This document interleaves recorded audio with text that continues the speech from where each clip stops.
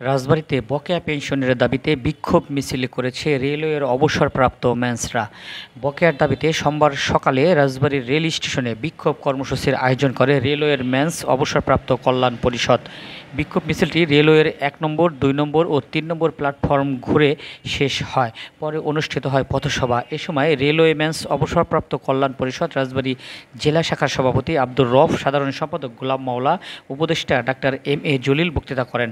বক্তারা এ সময় বকেয়া পেনশন পেতে মাননীয় প্রধানমন্ত্রী শেখ হাসিনা ও রেলপথ মন্ত্রী মোহাম্মদ জিলুল হাকিমের হস্তক্ষেপ কামনা করেন। বলেন, ৪৮ ঘণ্টার মধ্যে বকেয়া পেনশনের টাকা প্রদান করা না হলে রাজবাড়ী থেকে সকল রুটের ট্রেন চলাচল বন্ধ করে দেবেন তারা।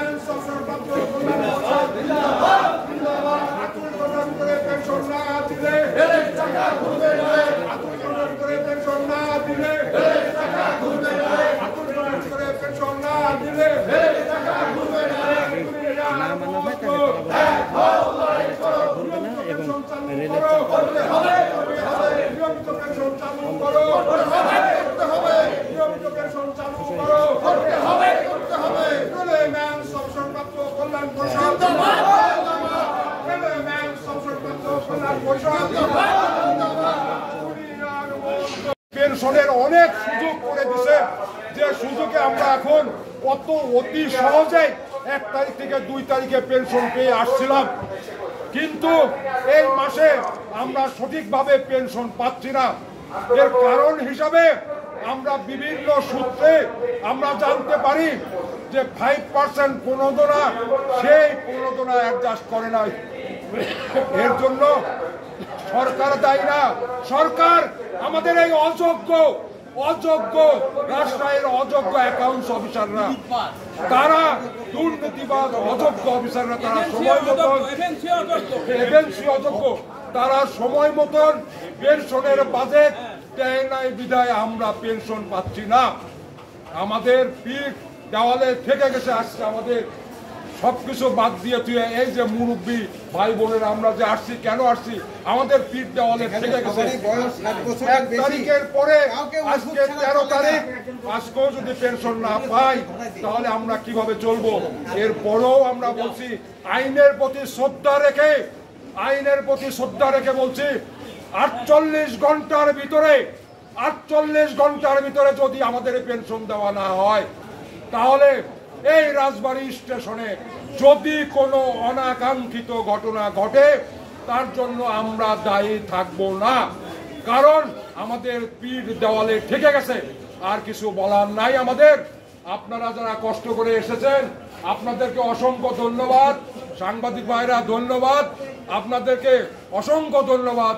আমাদের এই কথাগুলা, আমাদের এই বুকের হাহাকারটা একটু উপর লেভেলে জানাবেন, এইটাই আমাদের দাবি।